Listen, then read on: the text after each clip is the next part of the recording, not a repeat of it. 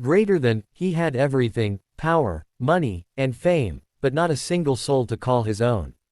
That night, as rain drowned the city and silence filled his luxury car, a fragile knock on his window changed everything. Greater than, she stood there, drenched, trembling, her eyes begging for help. "Please," she whispered, "my child is sick."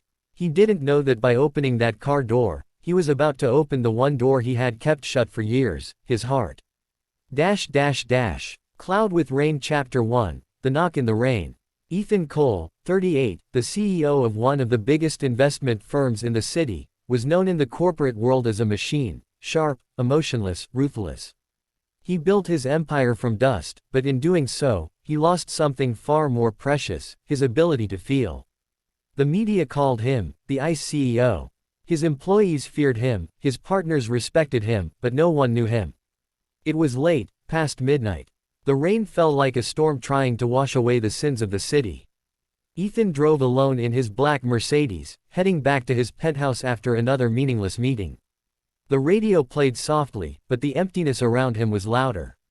The streets were empty, slick with rain, reflecting the neon lights of a city that never cared who it hurt to keep shining. He stopped at a red light, though there was no one on the road. For a second, he glanced at the passenger seat. An expensive bouquet lay there, wilting. It was meant for his late wife's grave, but he hadn't found the courage to visit her that day.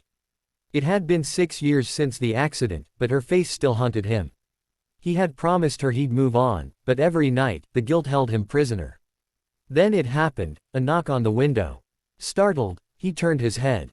A young woman stood outside, drenched from head to toe. Her hair was plastered to her face, her lips trembling.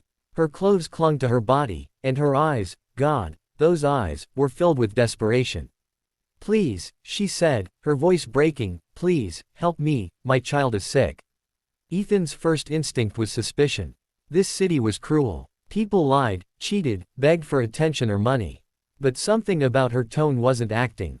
It was raw. It was real. He lowered the window slightly. "Get in," he said. "Tell me what happened." She rushed in, shivering violently.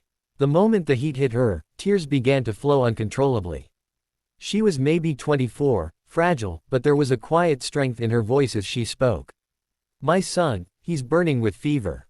I ran out to find help, but no one would stop. Please, I can't lose him." Ethan hesitated for a heartbeat, then pressed the accelerator. They drove through the storm. Every drop of rain on the windshield felt like time racing against life. She guided him to a small, dimly lit neighborhood, far from the city's polished skyline. When they reached a tiny, broken-down house, Ethan stepped out, the rain soaking through his expensive coat. Inside, on a thin mattress, lay a boy, maybe 5 years old. His skin was pale, his body trembling. Ethan's chest tightened. Memories flashed, his own unborn child, the one he lost the same night as his wife. Without thinking, he took out his phone. "We're taking him to the hospital," he said firmly.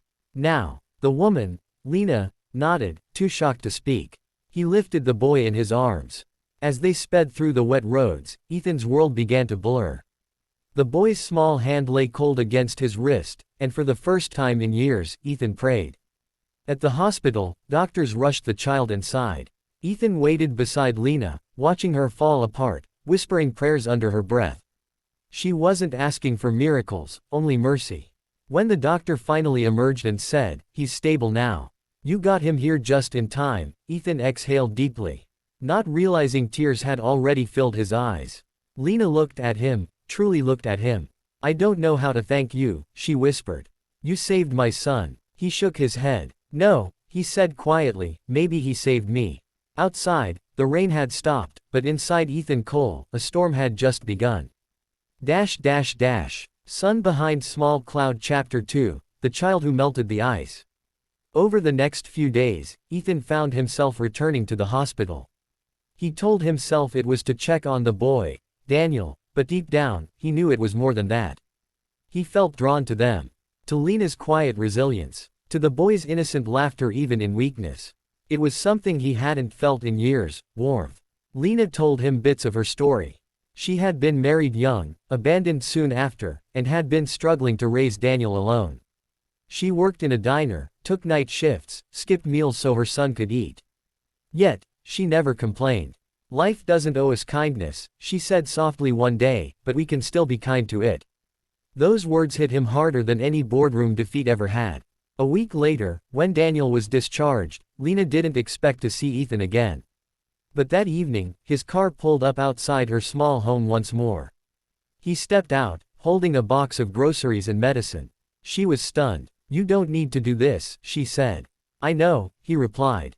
"But I want to." Days turned into weeks. Ethan found himself changing. He smiled more, slept better. He even started visiting his wife's grave again, this time, without guilt.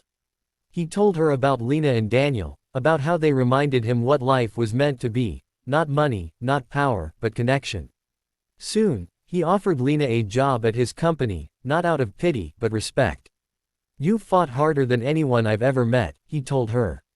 "You deserve a chance." Working beside him, Lena's kindness began transforming the entire office. Employees who once feared Ethan began to admire him. The cold, distant CEO was now a man who remembered birthdays, who smiled when Daniel ran into his office after school, who finally lived. One evening, a storm raged again, like the night they met. Ethan stood by the window of his office, watching the rain fall. Lena walked in quietly, holding Daniel's hand. He wanted to say goodnight, she smiled. Daniel hugged Ethan's leg. "Thank you, Uncle Ethan," the boy said. "Mom says you're a hero." Ethan knelt down, tears glimmering in his eyes. "No, buddy," he said softly, "your mom's the hero. She saved me." Years later, the story of the ice CEO who found his heart in the rain became one that inspired many. Ethan and Lena never defined their bond in labels. What they shared was deeper, a connection born from brokenness, healed by compassion. And every year, when it rained, Ethan would drive the same route, not in loneliness anymore, but in gratitude. Because that night, when a soaked girl knocked on his window and said, "Please, my child is sick," he thought he was saving a life. But in truth, he was saving his own. Dizzy final message, emotional ending for YouTube narration. Greater than, sometimes, the people we save are the ones who save us the most. In a world that teaches us to build walls, never underestimate the power of a knock in the rain, because behind it might be the very reason your heart learns to beat again.